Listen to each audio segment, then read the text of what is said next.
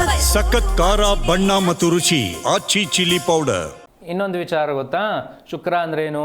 ಹಣಕಾಸಿನ ಸಂಯೋಗ. ರೈತಾಪಿ ವರ್ಗದವ್ರ ಹತ್ರ ಹಣ ಅಂದರೆ ಲಿಕ್ವಿಡ್ ಕ್ಯಾಶ್ ಇರಲ್ಲ. ಅಸೆಟ್ ಎಷ್ಟಿರುತ್ತೆ ಲೆಕ್ಕ ಹಾಕಿ. 20 ಎಕರೆ ಜಮೀನು ಇಟ್ಕೊಂಡಿರೋ ಯಜಮಾನರು ರೋಡಲ್ಲಿ ಒಂದು ಟವಲ್ ಹಾಕೊಂಡು ನಡ್ಕೊಂಡು ಹೋಗ್ತಾ ಇರ್ತಾರೆ.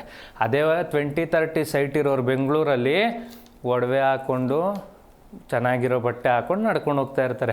ಇಷ್ಟೇ ವ್ಯತ್ಯಾಸ. ಎಷ್ಟು ಕೋಟಿಗೆ ತುಗ್ತಾರೆ ರೈತಾಪಿ ವರ್ಗದವರು. ಅವರಿಗೂ ಸಾಲ ಇರುತ್ತೆ. ಯಾವಾಗ ಸಾಲ ಇರುತ್ತೆ? ಬೆಳೆಯಲ್ಲಿ ನಷ್ಟ ಆದಾಗೆಲ್ಲ ಸಾಲ ಇರುವಂಥದ್ದು. ಆದರೆ ಭಗವಂತ ಅವ್ರಿಗೂ ಶಕ್ತಿ ಕೊಟ್ಟಿದ್ದಾನೆ. ಏನು ಶಕ್ತಿ ಅಂದರೆ ಹಸುಗಳನ್ನು ಅವರು ಚೆನ್ನಾಗಿ ನೋಡ್ಕೋತಾರೆ. ಕೊಟ್ಟಿಗೆಯಲ್ಲಿ ಅವರಿಗೆ ಮಹಾಲಕ್ಷ್ಮಿ ವಾಸ ಮಾಡುವಂಥದ್ದಾಗಿರುತ್ತೆ. ಯಾಕೆ ವಿಚಾರ ಹೇಳ್ತಾ ಇದ್ದೀನಿ ಗೊತ್ತಾ? 20 ಲೀಟ್ರ್ 30 ಲೀಟ್ರ್ ಹಾಲು ಕರೆದು ಹಾಕುವಂಥದ್ದು ಅವ್ರ ಕೆಲಸ ಆಗಿರುತ್ತೆ. ಏನು ವಿಶೇಷ ಇದರಲ್ಲಿ ಅಂದರೆ ಅವರು ಹಸುಗಳನ್ನು ಸಾಕಿರೋದ್ರಿಂದನೇ ಇದು ಸಾಧ್ಯ ಆಗ್ತಾ ಇರೋವಂಥದ್ದಲ್ವಾ? ಹೌದು. ಗ್ರಹಗತಿಗಳಿಗೂ ಇದಕ್ಕೂ ಏನು ಸಂಬಂಧ ಅಂತ ಪ್ರಶ್ನೆ ಬಂದೇ ಬರುತ್ತೆ. ಯಾರಿಗೆ ಈ ಸರ್ವೀಸ್ ಅಂದರೆ ನೋಡಿ, ಶನಿಯ ಸಂಯೋಗ ಇರುತ್ತೆ. ಸಾಡೆ ಸಾತಿ ಅಂತ ಎದುರ್ಕೋತಾ ಇರ್ತಾರೆ, ಹೌದಲ್ವಮ್ಮ? ಆ ಸಾಡೆ ಸಾತಿ ಇರುವಂಥವರು ಯಾರು ಹಸುವಿನ ಸೇವೆಯನ್ನು ಮಾಡ್ತಾರೆ. ಯಾಕೆ ಈ ಸೇವೆ ಅನ್ನುವಂಥದ್ದು ಬಂತು ಅಂದರೆ, ಶನಿಗೆ ಸೇವೆ ಮಾಡಿಸಿಕೊಳ್ಳುವಂತಹ ಆಸೆ ತುಂಬ ಇರುತ್ತೆ. ಯಾಕೆ ಗೊತ್ತಾ? ಸರ್ವಿಸ್ ಸೆಕ್ಟರ್ನ ಪೂರ್ತಿ ಮೇಂಟೈನ್ ಮಾಡುವಂಥದ್ದು ಶನೈಶ್ಚರ ರೀ.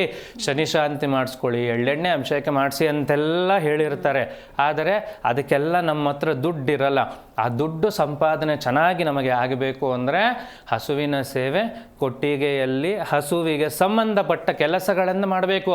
ಇದೆಲ್ಲ ಪರಿಹಾರಗಳು ಬರೀ ಮೇಷರಾಶಿಯವರು ಮಾಡಿ, ವೃಶ್ಚಿಕ ರಾಶಿಯವರು ಮಾಡಿ ಅನ್ನೋವಂಥದ್ದಲ್ಲ.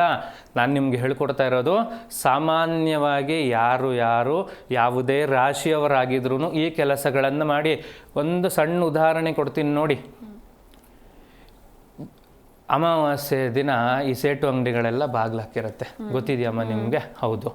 ಅಮಾವಾಸ್ಯೆ ದಿನ ಅವ್ರು ಬಾಗ್ಲಾಕಿ ಏನು ಮಾಡ್ತಾರೆ? ಮನೇಲಿ ಮಹಾಲಕ್ಷ್ಮಿ ಪೂಜೆ ಮಾಡ್ತಾರೆ. ಅದೊಂದು ವಿಚಾರ.